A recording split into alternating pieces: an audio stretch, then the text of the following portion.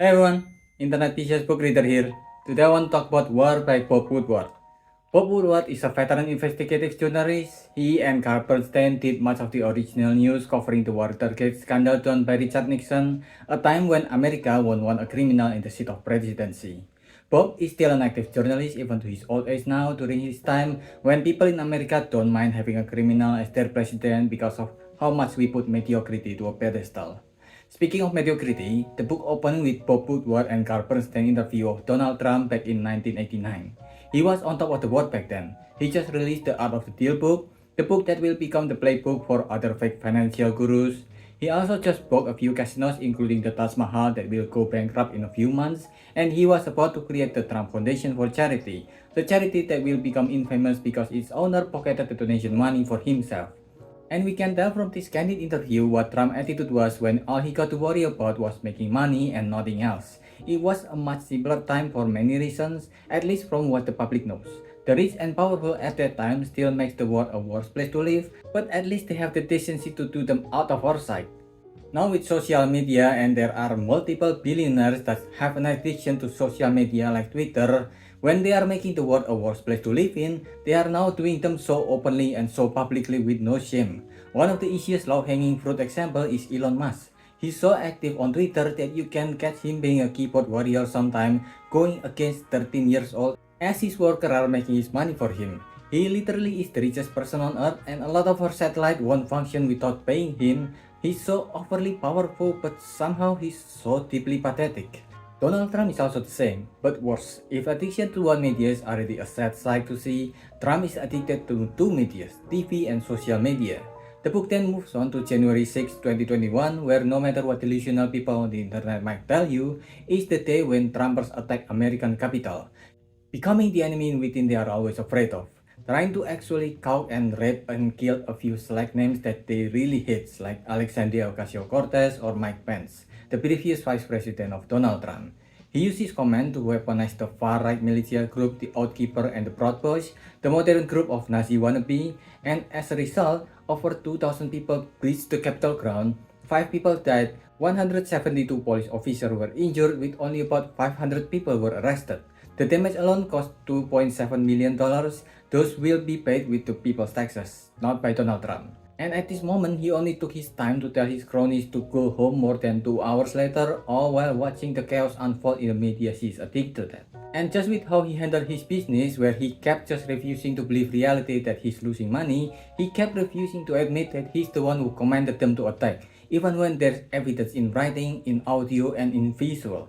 Trump is very incompetent at receiving criticism and admitting mistakes, but the government is even more incompetent at making people in power take responsibility, because the system in America is designed to help the rich and powerful. That in Trump and Republican McCarthy's meeting, as they were talking about his trial for inciting insurrection, McCarthy already made the prediction that it'll go to nothing, long before Trump was acquitted for his crime in February 13, 2021. Trump managed to become a president in America because a lot of Americans has been trained to be delusional at some level, where they can unironically think that they're heroes instead of what they historically usually are, villains. Meanwhile, in April 2021, Russia, while America is still getting used to the new Biden presidency to try to undo the damages done by Trump's presidency, another insecure villain in Russia named Vladimir Putin was amassing 110,000 troops close to the border of Ukraine.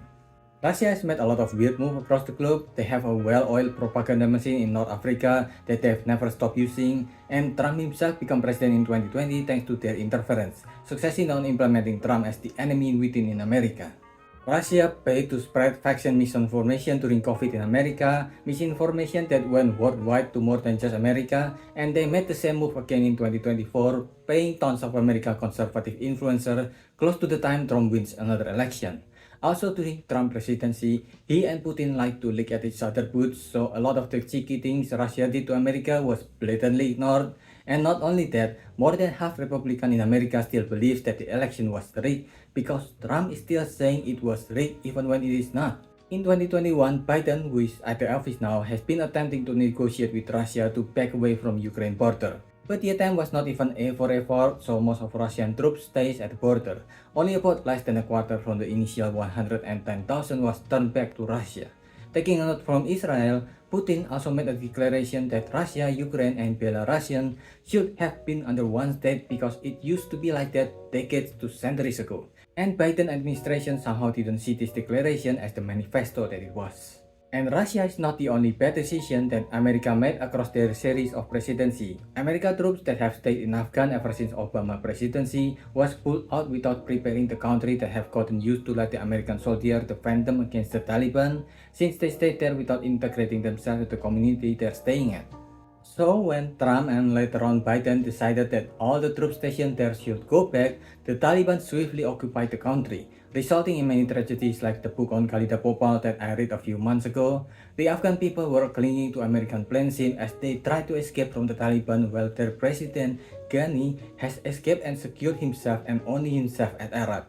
Calling it a disaster is an understatement, and it is still an understatement since Taliban still rules there with an iron fist. Especially since it not only gave power to the Taliban, but also to the ISIS group that bombed a brigade killing 170 people, including 13 American service members. Then to make it more of a disaster, America countered with a drone strike that killed none of ISIS members, only civilians, 10 of them, including an American aid worker and 7 children.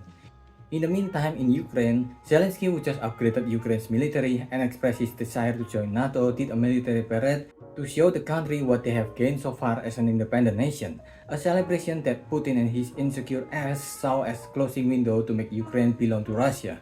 In 2014, while Obama was a president, his blunder made Russia able to occupy Crimea and part of Donbass easily without any repercussion, and now he is planning to take the rest like a child crying over not getting his toy in public.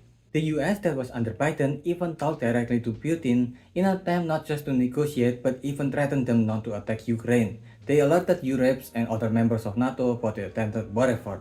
But as we all know, Russia, the country that shot a civilian airplane down, kept playing the aggrieved victim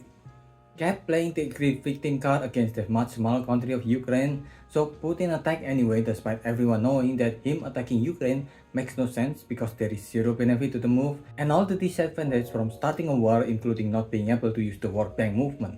Thankfully, Russia are used to dealing with attacking enemies that are unprepared, which Ukraine is not, and they are used to using misinformation and propaganda that are targeted to chronically online people or old men who are not used to handling media, which Zelensky, who used to work on media, are more used to using them. So Russian initial attack failed for the most part.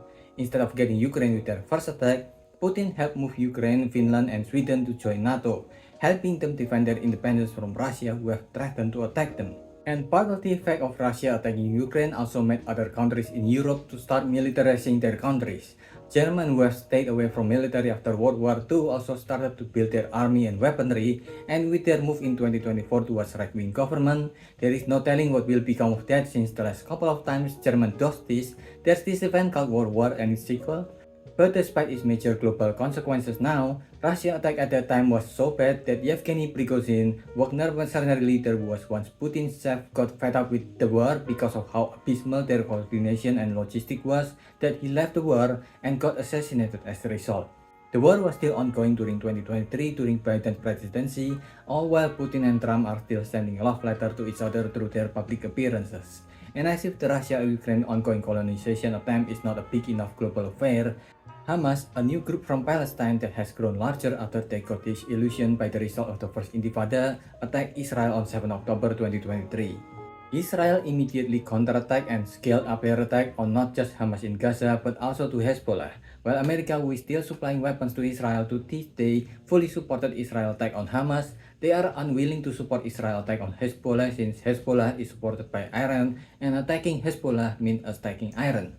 Israel at the time kept saying that they have evidence that Hezbollah also came during the attack on 7 October despite having no evidence to back it up, which frustrates even their most steadfast ally America since their intelligence, who knows about Russia's attempt at Ukraine war, cannot find any evidence that Hezbollah was there.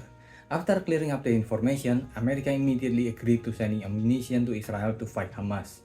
But they do question what Israel is planning to do with the Palestinian civilians who live in Gaza, which at the time was one of the most densely populated places in the world with 2.3 people packed into such a small space. Netanyahu answered this in no time at all with sending the Palestinians to Egypt, a plan that had neither logic nor humanity behind it. It was a long journey through one of the hottest places on earth that is to be taken by groups with elderly and children, and to a place that will not welcome refugees, especially hundreds of thousands to millions of them. But Israel should be familiar with this kind of strategy, since it is just an escalation of the Nakba that they did in 1948. It's also because of his experience with the Nakba and more that Sisi, the president of Egypt, know that if he accepted any Palestinian refugee during this time, Israel won't welcome those refugees back just like they did with the Palestinian refugee during 1948 and 1967. Egypt's intel chief Abbas Kamel even believed some Hamas tunnel conspiracy and wanted to avoid wasting their resources on their neighbors. Israel even tried to more openly cut off humanitarian aid at the start of the war, which at least they didn't do. Instead, they now accidentally killed press and aid workers like the World Central Kitchen organization. And the book follows history of how America would try to get Israel to help the Palestinians, Israel not doing their suggestion after agreeing with those suggestions, and America continues to give weapons to Israel despite the public disrespect that Israel gave through the ongoing genocide that is happening in Gaza. Before finally closing the book with what is at the moment the ups and downs of America 2024 election that has not concluded yet at the end of the book. It's an interesting book. The title is a bit misleading because it's more about the history of America from 2021 to early 2024, and only 2 ongoing wars was written here. The ongoing war at Sudan was not mentioned at all, and China's attempt at war with Taiwan was only mentioned because Xi Jinping put it off after seeing Russia's many failures at Ukraine. The book is a bit lacking with its information, especially with the Palestinian-Israel war, and it is written with almost very matter-of-factly, using the cliché journalist writing of trying not to put any of their own opinion out of the event they are covering. Well, personally for me, it can be a bit grating reading this kind of lame writing, because it sounded like politician answer of every goddamn questions. The book does manage to at least give us a lot of great insight into global foreign affairs, how these world leaders are communicating with each other to decide the fate of mere mortal like us. For example, America knows about Russia's attack to Ukraine, and they've informed everyone and talked to Russia way before the attack actually happened, and there's so much tense conversation with every party involved to make sure that nuclear usage is off the table, especially between Putin and Biden at the early stage of the war. These world leaders also know first how senile Biden has gotten way before he ruined America's 2024 election by applying to extend his presidential term the second time and make a public embarrassment of himself. It even shows how during Palestinian genocide, America, Israel, Jordan, Egypt, Arab, and even Iran are still communicating with each other. And now with America somehow re-electing Trump the second time, forgetting how bad of a time they have during his first time, and now with no one to hold his list because he managed to get rid of all the people who baby-proof his action during his first run, and now he surrounds himself with only his yes men. So there is no telling what will happen to the war mentioned during this video. Ukraine is a big question mark because Trump has been in support of stopping the support that goes there, and he don't even have the balls to say he'll fight Putin during the debate. He also hates foreigners deeply enough that he might just deport a few of Palestinian refugees who live in America into the ongoing genocide in Palestine. But unfortunately, it is something that the book won't be able to tell us. We'll just have to wait and hope for the best, whatever it is. For this book, I'll give this a 3.25. What do you think? Let me know if I missed anything, so leave your thoughts in the comment below and subscribe to the channel. That's about it. See ya.